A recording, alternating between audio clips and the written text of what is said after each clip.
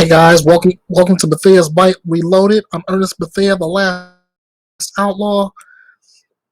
Misinformation and disinformation can be a huge hindrance to when it comes to seeking justice for victims and bringing the missing home. I'm gonna chat with a couple of my accomplices in the real crime community when as Bethea's Byte Reloaded begins right now.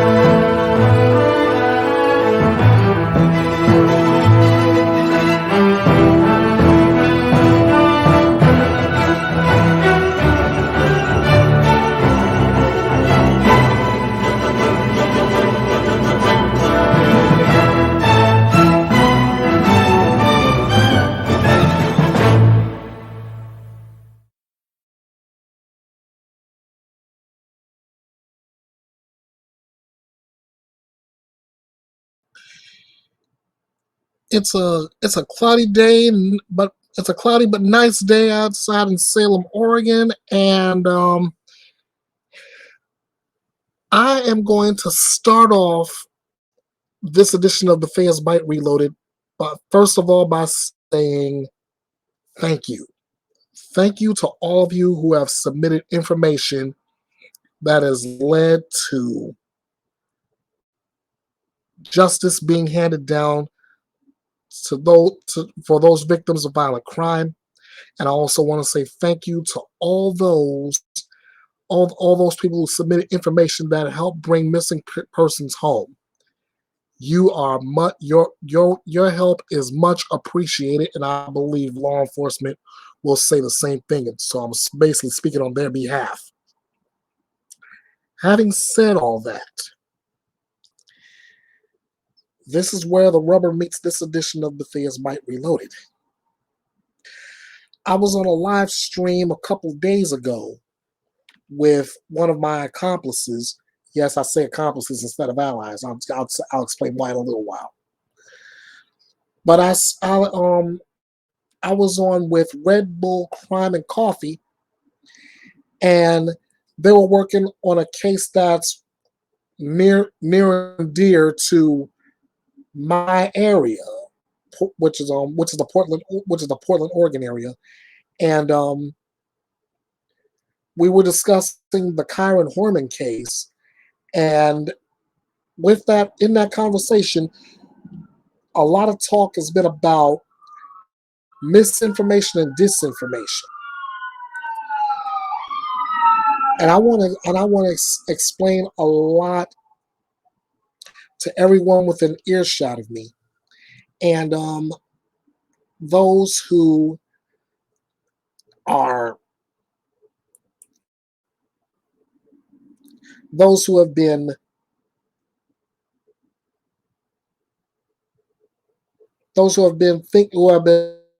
talking about this case, but nothing but when it comes down to getting your information, you're either being fed misinformation from one source or total disinformation from another. Let me go ahead and say this right now. This is not what Bethea's Byte Reloaded does. This is not what anybody in the real crime community is all about.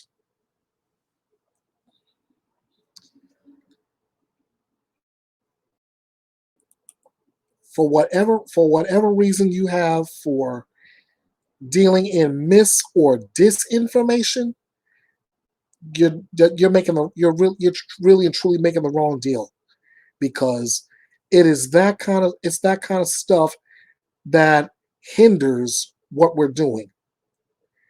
We're trying to help people out. We are not trying to lead people astray. We are not trying to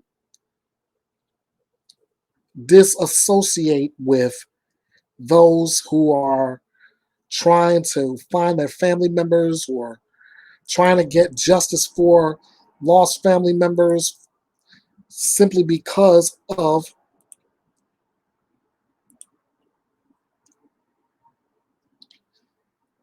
simply because of they're just getting the wrong information.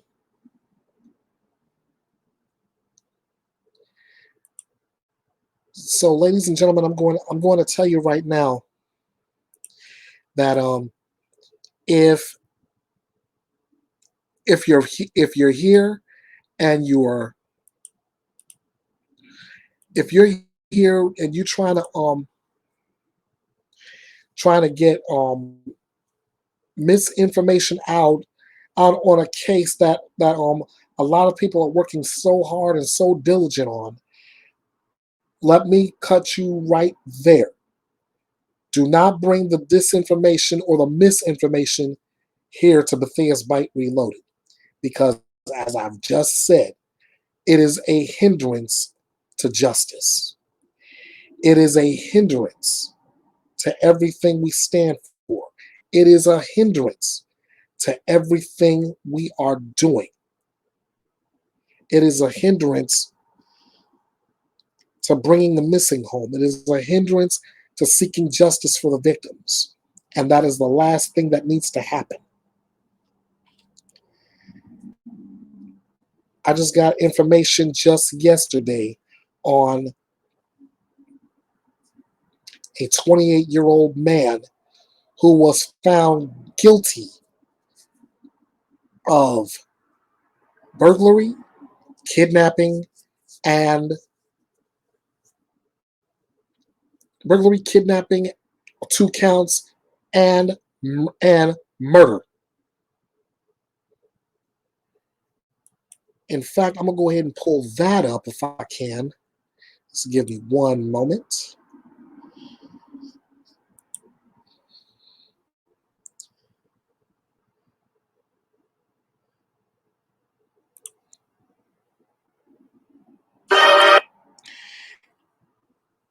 Stand by.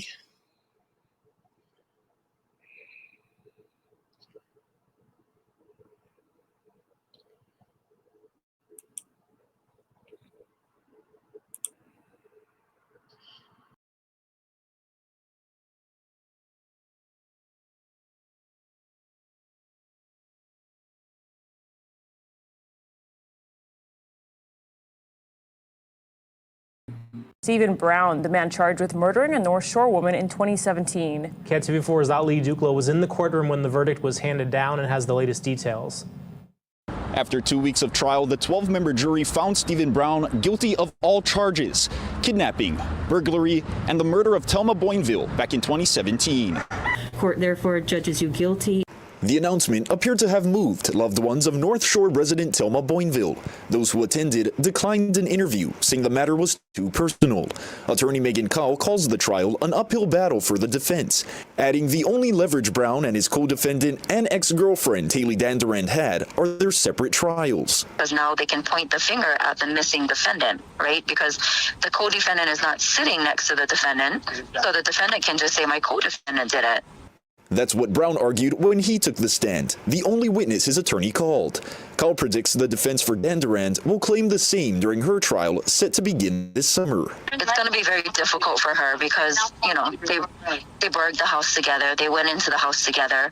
I believe the child witness can ID both the defendants. And so she's going to have an uphill battle as well. The two were charged with burglarizing the Pupukea vacation rental where Boinville worked as a house cleaner, kidnapping her and her then 8-year-old daughter Makana, then killing Boinville. Makana was one of 45 witnesses the prosecution called to the stand. He grabbed me. Do you remember what he told you? Yeah. We killed your mom. And they took me into a bedroom where they tied me up. Now, the prosecution is pursuing extended sentencing.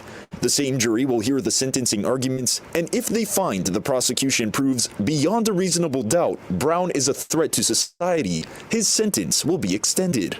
So, for murder in the second degree, the sentence is life in prison with the possibility of parole. But when you add the extended sentencing to that, it becomes life in prison without the possibility of parole. Brown's sentencing is set for Monday. Aali Iduklo, KITV4 Island News.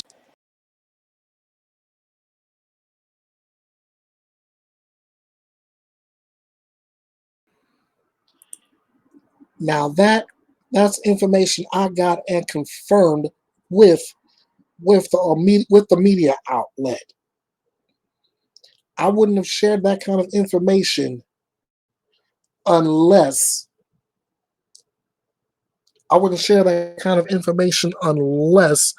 I make sure all my ducks are in a row, all my I's are dotted and all my T's are crossed. This is making sure that that 8-year-old girl got her justice for what happened to her mother and her.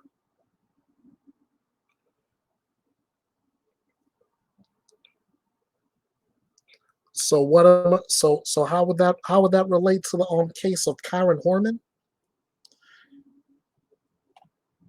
I know around the true crime community, the real crime community, I know that there are plenty of flyers floating around the internet. I know there's a lot of information and I know there's a lot of misinformation that has been called into question. In fact, if I can pull this up real quick, oh yes.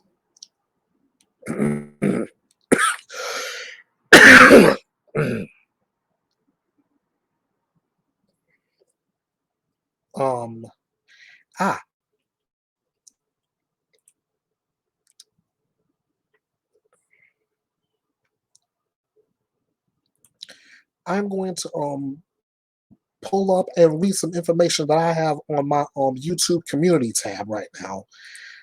Now that will highlight what kind of information is being distributed, and I'm gonna let you guys be the judge as to what's true and what's not as I read this out to you.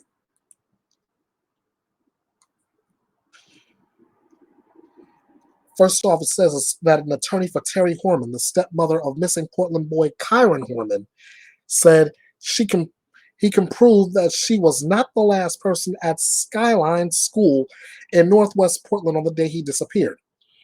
The situation was addressed in a Multnomah County courtroom on Friday during a divorce hearing for Kane and Terry Horman. Terry Horman was not there, but her defense team is pushing for visitation rights with her 4-year-old daughter. The girl has been with Kane Horman since Kyron's disappearance. Kane has maintained his wife was involved with Kyron's disappearance based on information from law enforcement, which is why he doesn't want her to see her daughter. Kane Horman was in court Friday, and his lawyer said the couple's daughter, Kiara, doesn't know Terry Horman and would only be traumatized by seeing her. Kane's lawyer, Brett Engels, said, "We're talking about the introduction of somebody who's the central figure in a criminal investigation into a child's life, and there's an incredible risk of emotional damage to this child." Terry Horman has never been charged in the case.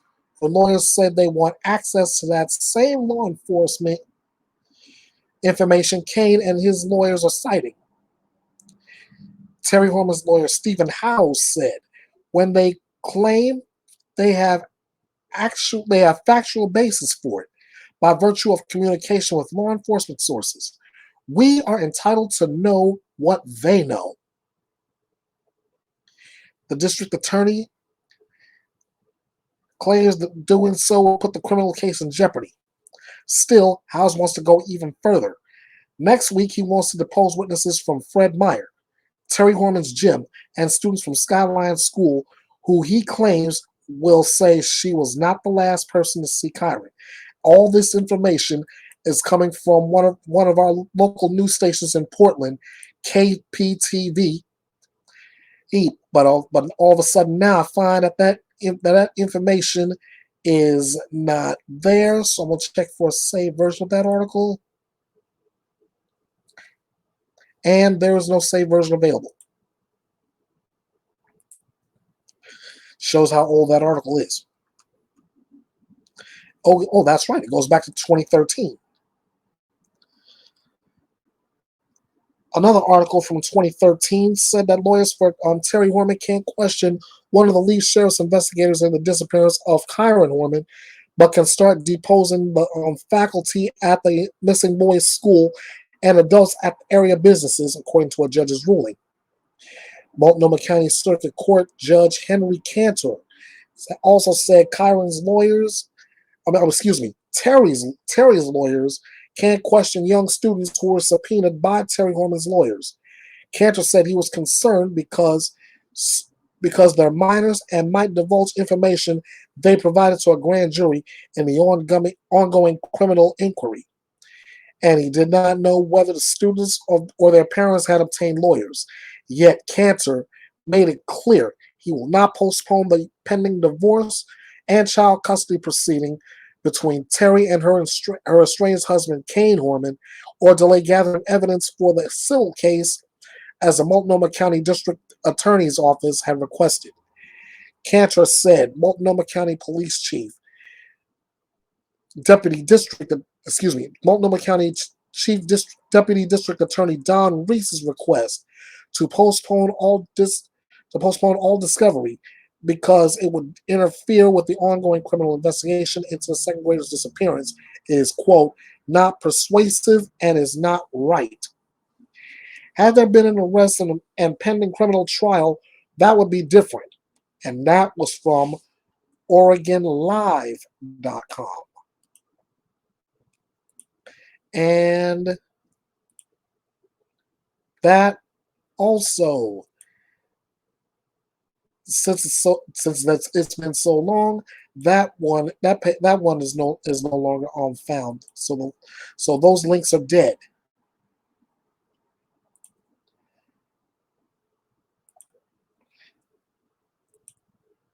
I won't say that's misinformation or disinformation, but there have been though.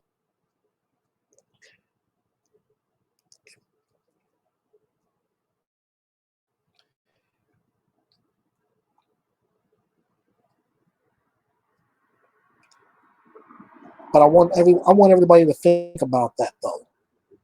In the meantime,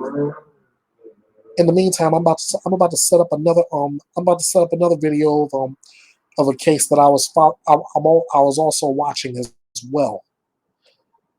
Well, this is the case of Kayla Kelly, who was murdered.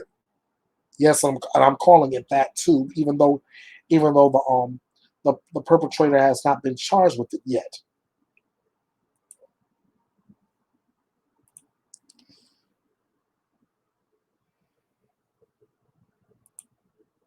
What you're about to see is the news report on Kayla Kelly being declared missing by family members and loved ones, and only for her remains to be found along with her car burnt beyond recognition. But hey, I'm giving you I'm giving you information before you guys can get it. So let me go ahead and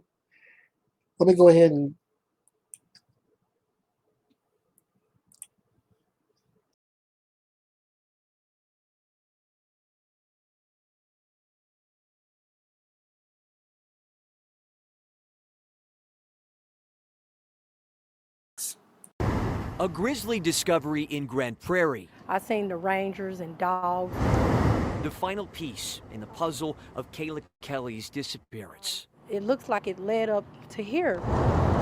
The 33-year-old found in a shallow grave just minutes from the home of the man charged with kidnapping her. That man, O'Caster Ferguson. It's an absolute tragedy, her death, but these investigators, they were bound and determined that we would find her. Kelly reported missing on January the 11th per investigators, that she was dating Ferguson and recently found out he was married. Detectives say Kelly told friends she was going to blackmail Ferguson. Court documents read Kelly even threatened to tell his wife about their affair if he doesn't answer her via text.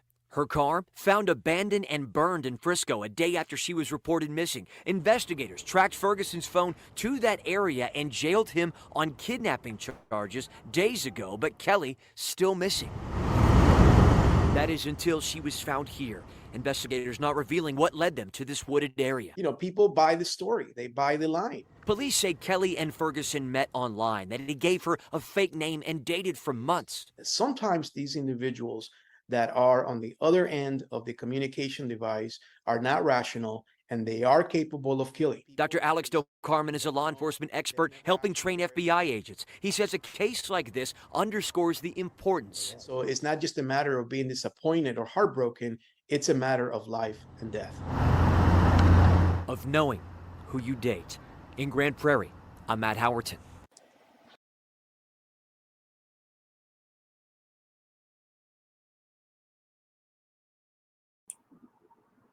Now, according to the report,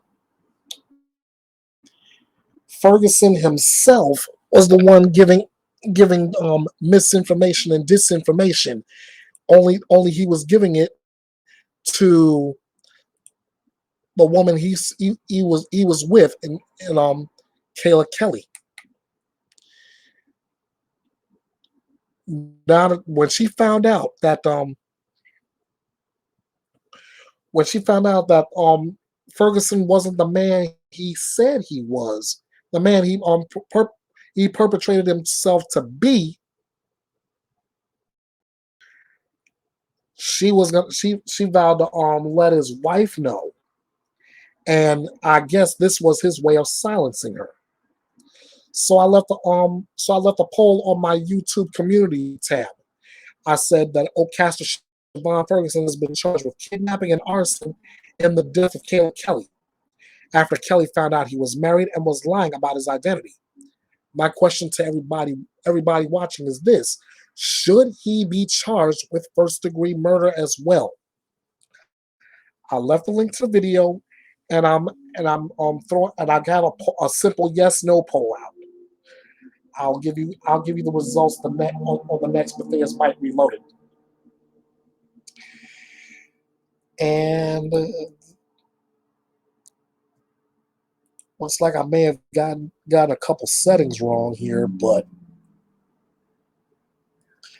I do want to bring a lot of information to you in regard to missing persons. So I'm gonna do this way, courtesy of my community tab that I have saved. If I can't bring it to you any other way, I'm doing the best I can. And so please bear with me. 62-year-old Troy Allen missing out of San Antonio, Texas. Arctic Fox has all the as is information.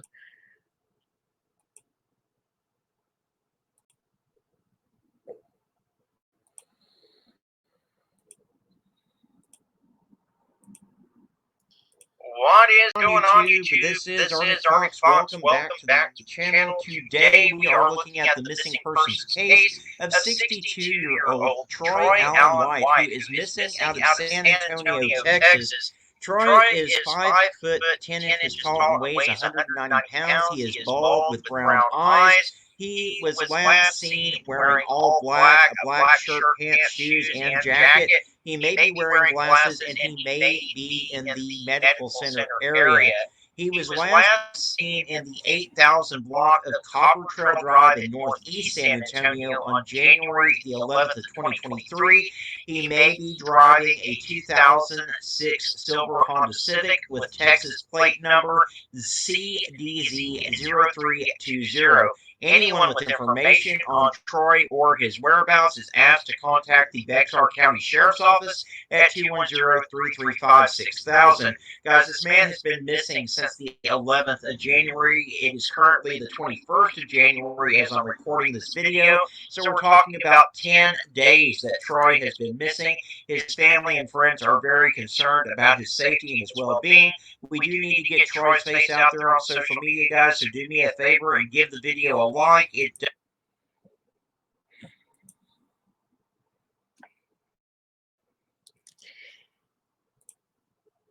82-year-old Johnny O'Neill missing out of Bakersfield, California.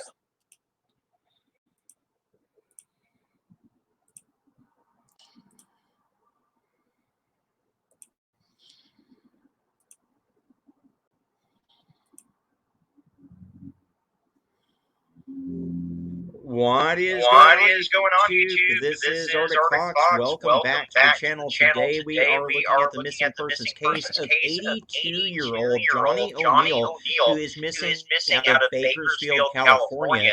The Bakersfield Police Department is asking for the public's help in locating the missing senior. Johnny was last seen yesterday, January the 20th, 2023, in the 1200 block of 8th Street in Bakersfield, California. Johnny is considered to be at high risk due to his age and his medical conditions. Johnny is described as being 5 foot 10 inches tall and weighing 161 pounds with black hair and brown eyes. Anyone with information on Johnny or his whereabouts is asked to contact the Bakersfield Police Department at 661-327-7111. Guys, this man is 82 years old. There is no silver alert issue for him that I can see. He is at extremely high risk due to not only his age, but he does have medical conditions, and he may be without his medication. What I need you guys to do is to give the video a like. It does.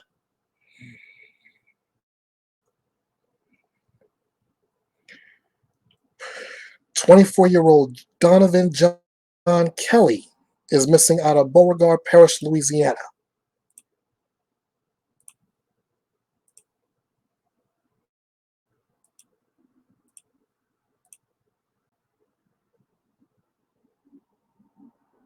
What is going on YouTube? This is Arctic Fox. Welcome back to the channel. Today we are looking at the missing persons case of 24-year-old Donovan John Kelly, who is missing out of Beauregard Parish, Louisiana. The Beauregard Parish Sheriff's Office is asking for the public's help in locating the missing man. He was last known to be seen on January the 7th of 2023. Donovan is 24 years old, 6'1", and weighs about 115 pounds. Anyone with information on Donovan or his whereabouts is asked to contact the Beauregard Parish Sheriff's Office at 337-463-3281. Guys, this man's been missing since the 7th of January. It is currently the 21st of January as I'm recording this video. So we're talking about 2 weeks that this man's been missing. His family and friends are very concerned about his safety and his well-being. What I need you guys to do is to give the video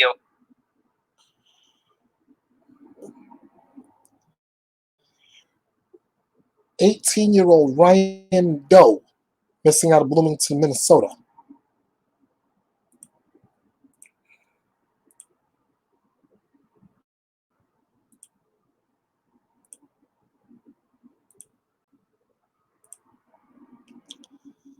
What is going on, YouTube? This is Arctic Fox. Welcome back to the channel. Today we are looking at the missing persons case of 18-year-old Ryan Doe, who is missing out of Bloomington, Minnesota. Ryan was last seen on the 16th of January, 2023. He is 5 to 10 inches tall and weighs between 170 and 180 pounds with black hair and brown eyes.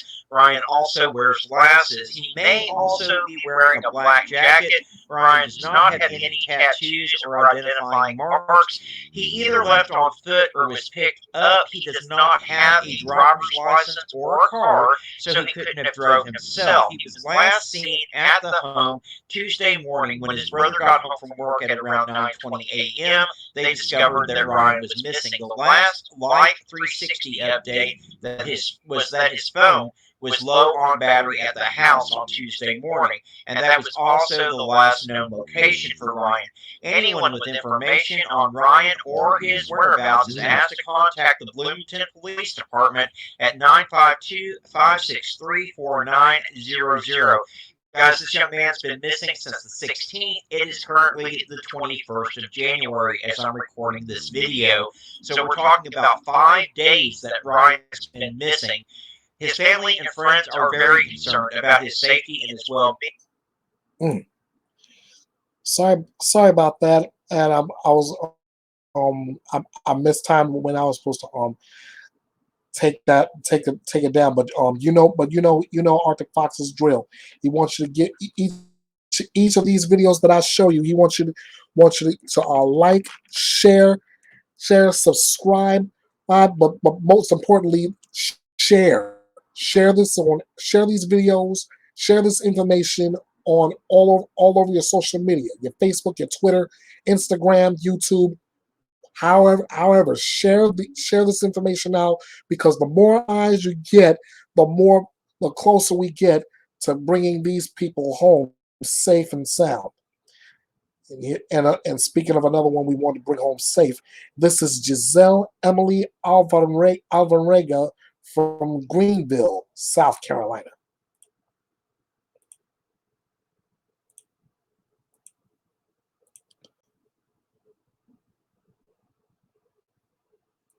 What is going on, YouTube? This is Arctic Fox. Welcome back to the channel. Today we are looking at the missing persons case of 23-year-old Giselle Emily Alvarenga, who is missing out of Greenville, South Carolina. Investigators with the Greenville County Sheriff's Office are asking for the public's help in locating the missing woman. Giselle has not been seen or heard from since the 3rd of December 2022, and her family is very concerned for her safety and her well-being.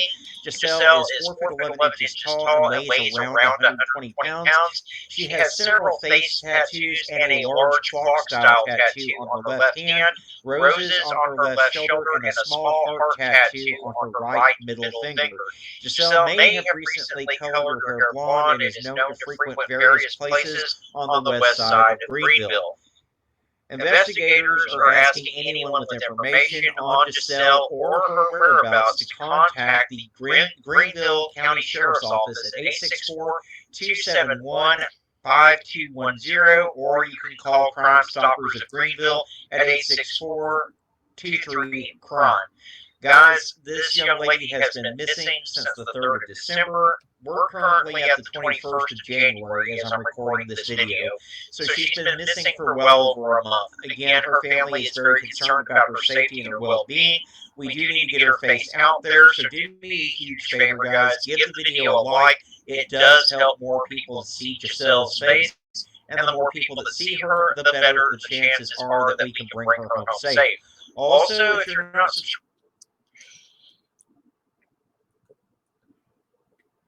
Red Bull Coffee and Crime, who I was looking forward to joining me on today, she has a missing persons case of her own. This is Zaylee Grace Fryer, missing out of Millersville, Tennessee, since 2011.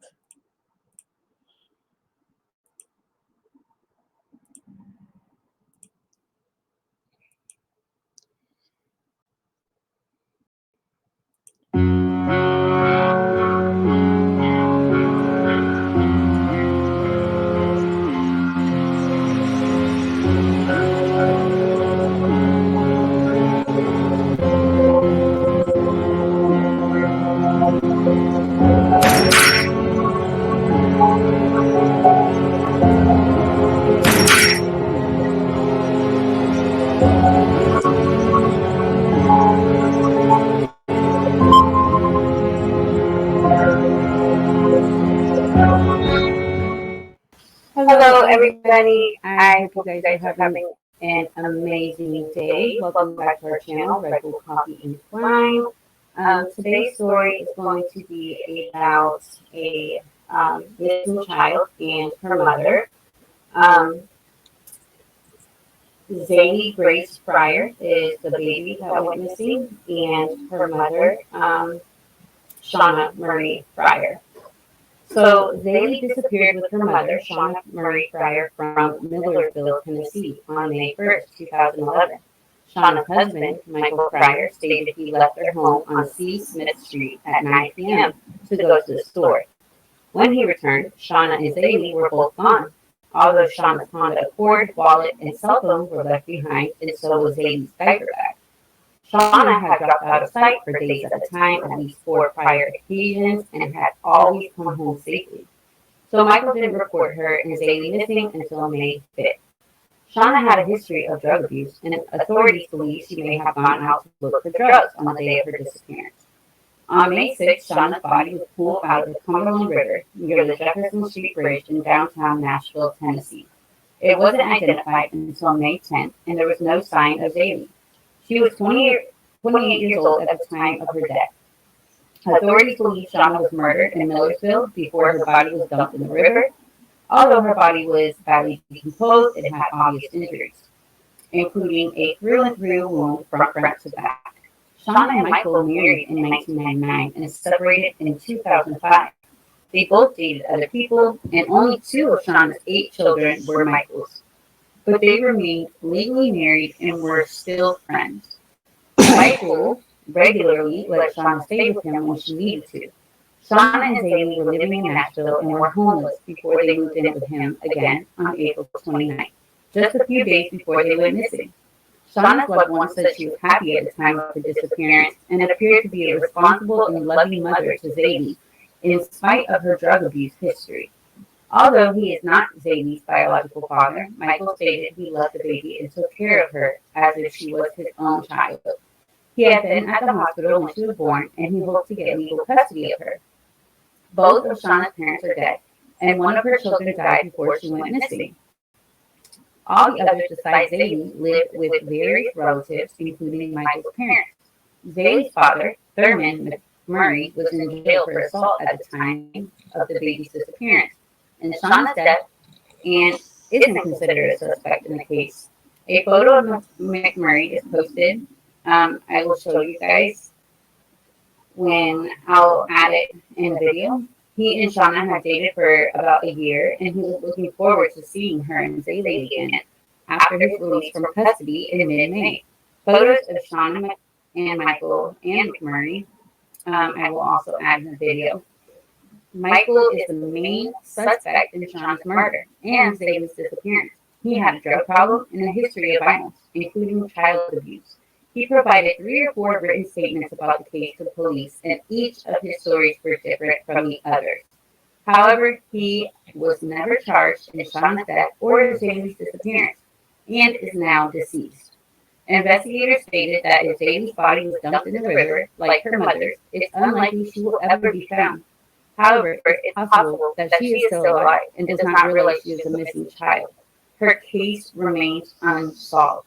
They are still working on the case. If anybody has any information on this beautiful baby girl, please call the Millersville Police Department at 615-859-2758. That is Zadie when she was a baby. She was 3 months old, and then on the right side is her age progression photo. That happened in 2016. Like I said, she's been missing since May 1st, 2011, from Millersville, Tennessee. She is classified as endangered missing, female, African American. Her date of birth is 1/14/2011. She was 3 months. Her height and weight, 2 feet, 12 pounds. She was actually biracial, so African American and Caucasian. Black hair, brown eyes, and Zadie has a brown quarter-size birthmark on her right leg. You guys, we see this all the time where kids show up decades later. She could still be out there. You know, the drug use, the people that were around, could she have been sold? Traffic possibly. So please keep your eye out. She could be in any state. So let's get her face out there and help find this precious baby. Once again, if you see her, contact Millersville Police Department 615-859-2758. You guys, I hope you have a wonderful day, and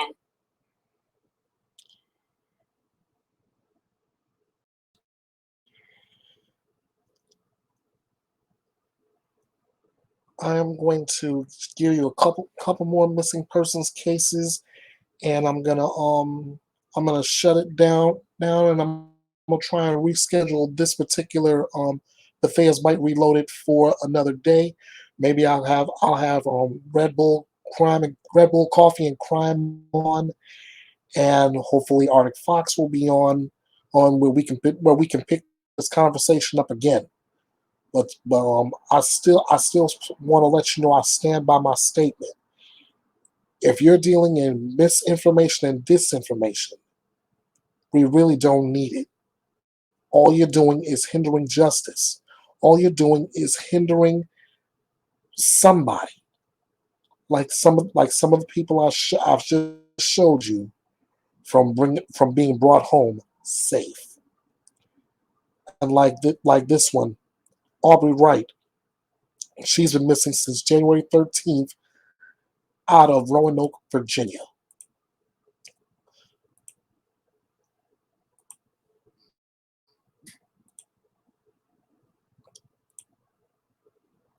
Arctic Fox, do what you do, brother. Going on YouTube? This is Arctic Fox. Welcome back to the channel. Today we are looking at the missing persons case of 25-year-old Aubrey Wright, who is missing out of Roanoke, Virginia. Aubrey is 5'4" tall and weighs 135 pounds with brown hair and brown eyes. She was last seen on January the 13th of 2023 in the southwest area of Roanoke, Virginia.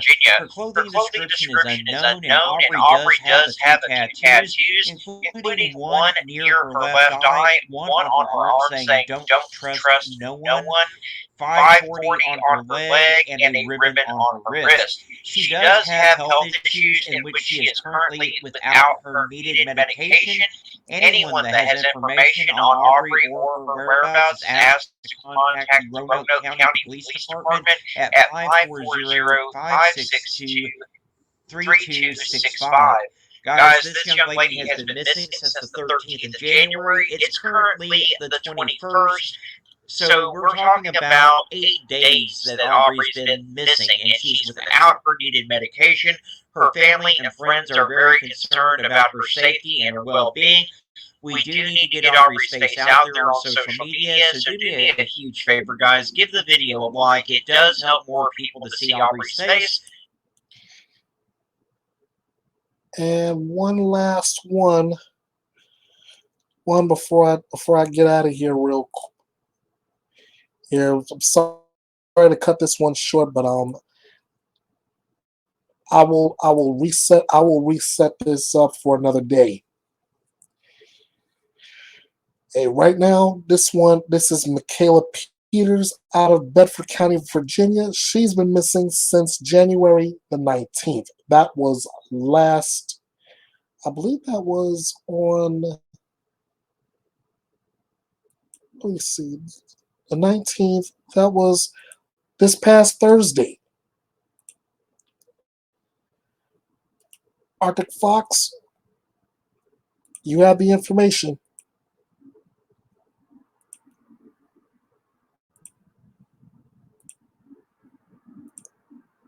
What is going on, YouTube? This is Arctic Fox. Welcome back to the channel. Today we are looking at the missing persons case of of 14-year-old 14-year-old Michaela Michaela Peters, who is Peters, missing out out of of Bedford County, Virginia. Michaela Michaela is is 5 5 foot foot 11 11 inches inches tall tall and weighs 230 230 pounds, with pounds, with brown brown hair hair and and blue blue eyes. eyes. The Bedford The County Bedford Sheriff's County Office Sheriff's is Office is asking for the asking public's for the help in public's help in locating the missing locating the missing teenager. teenager. Michaela was Michaela last was seen last in seen in Bedford Bedford County, County, Virginia on Virginia the on the 19th of 19th of January January 2023. 2023. She does She have does nose have nose piercings and piercings was and was last last seen getting seen into getting a into a Volkswagen Volkswagen sedan sedan with a with a white white female. female. Michaela Michaela requires requires medication, medication, and they and they also also need need medical medical attention. attention. If If you you have have any any information information on on Michaela Michaela or or her her whereabouts, whereabouts, you're you're asked to asked to contact the contact the Bedford Bedford County County Sheriff's Sheriff's Office Office at at 540 586 540-586-7827. 7827.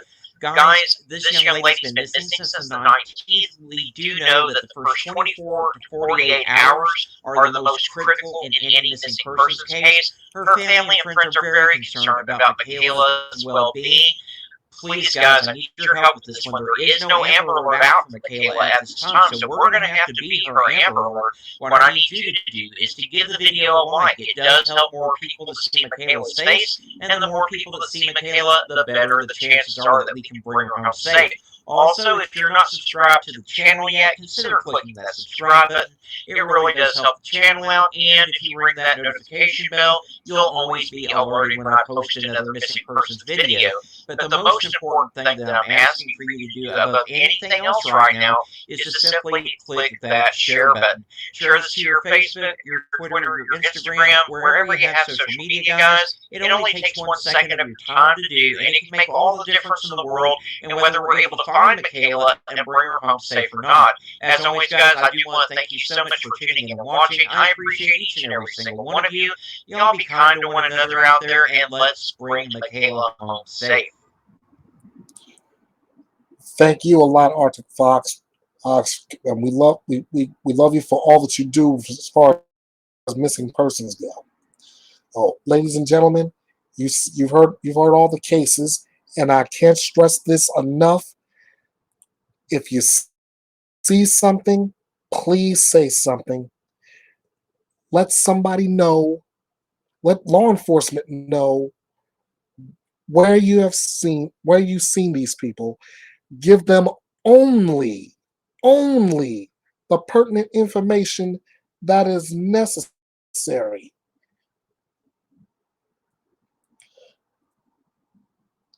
It's the only way to bring these people home and bring them home safe. Other than that, you're just wasting everybody's time. And speaking of time, I'm gonna say I'm out of it for this week. But like I said, I want to bring back this conversation another day. So I want to thank you all for watching this edition of Bethea's Byte Reloaded. Keep an eye out for another edition like this where we can get that conversation started again, all about how our misinformation and how disinformation is a hindrance to justice. How misinformation and disinformation is a hindrance to missing persons. How can we bring these people home safe with a lot of misinformation and disinformation? It doesn't help. So like I said, I'm gonna try to get this conversation going again. I'll have Red Bull Coffee and Crime on. I'll have Arctic Fox on. I'll have every accomplice I can get on this conversation on, because it's of vital importance. And of course, before I leave, I want to give you one last piece of information, and that's this is the one where we've covered extensively, that brought on the conversation about mis and disinformation. And I'm doing this one myself. This is Kyle Richard Horman. He's been missing out of Portland, Oregon since June 4th, 2010. Today is January 22nd, 2023. There are flyers out with an age-progressed photo of him. All you have to do is Google it. You'll see what he looked like, back in 2010, and what he may look like today. If you have any information on the whereabouts of Kyle Horman, or where he could be, if you have any information that will bring us closer and closer to bringing Kyron home safe, please, again, if you see something, say something. Contact Multnomah County Sheriff's Office, contact the FBI, contact whoever you need to contact, but please be sure that the information you bring is accurate and helpful to law enforcement to bring Kyle home safe. That's it for me, guys. At least for this time around. I'm Ernest Bethea, the Last Outlaw. Thank you for joining me for this edition of Bethea's Byte. Let all the information you bring be accurate and helpful to law enforcement. That way, I personally can still stand by my slogan that Bethea's Byte Reloaded is your home for news, opinions, debates, your voice, and most importantly, justice served. Until next time, you know what to do. Bite this. Hey guys, this is the Last Outlaw. Thank you all for the love and support of Bethea's Byte Reloaded. I cannot stress enough how vital you are to this channel. This thing doesn't run without you. So from the bottom of my heart, I say thank you 1,000,000 times over. Bethea's Byte Reloaded is all over social media, so you have other ways to keep in contact with me in all things in the real crime community. I'm on Facebook at Bethea's Byte Reloaded TC. I'm on Twitter at EKB316.